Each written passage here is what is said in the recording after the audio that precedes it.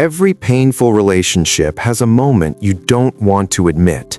The moment you realize the people closest to you are the ones draining your strength the most.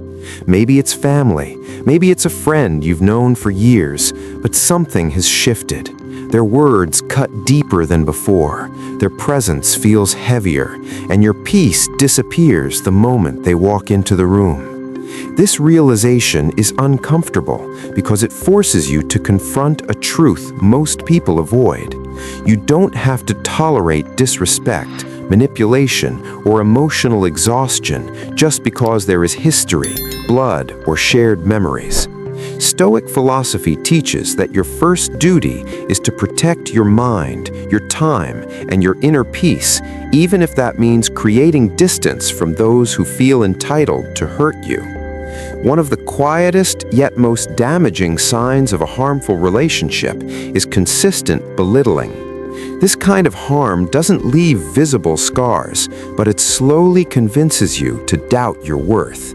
It shows up in subtle comments, sarcastic jokes, dismissive tones, and reactions that minimize your achievements or mock your dreams. They may call it honesty, humor, or realism, but their words never uplift, their jokes never protect, and their advice never helps you grow. Marcus Aurelius reminded us that insults reveal more about the speaker than the one receiving them. Belittling is often projection, an expression of insecurity disguised as control. The real danger is not the insult itself, but how it becomes normal. Over time, you begin to shrink yourself, silence your excitement, and live below your potential just to keep the peace with someone who benefits from your self-doubt. Another clear sign of emotional toxicity is when someone never takes responsibility for their actions. In these relationships, every mistake is someone else's fault. Every conflict exists because you are too sensitive, and every consequence is blamed on circumstances rather than choices.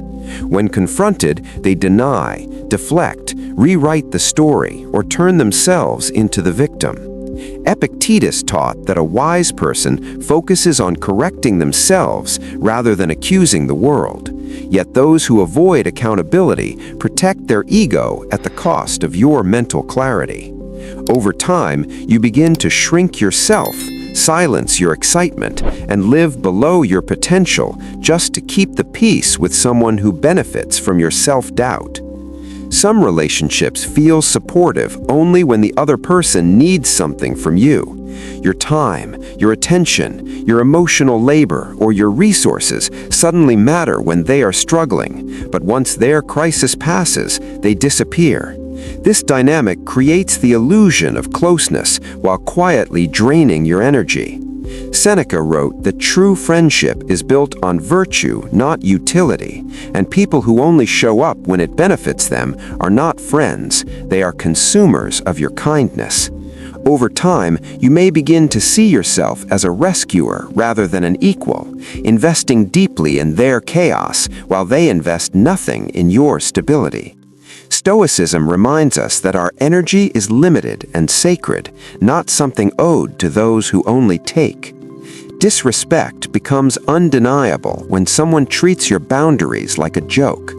Boundaries are not requests or suggestions, they are lines drawn from self-respect. When someone mocks your limits, dismisses your discomfort, or repeatedly crosses lines you have clearly stated, they are not misunderstanding you, they are testing how much they can get away with.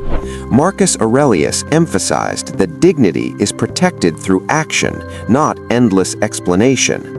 A boundary that is not enforced becomes an invitation for further disrespect, and a relationship that requires you to abandon your limits for harmony is not balanced, it is harmful.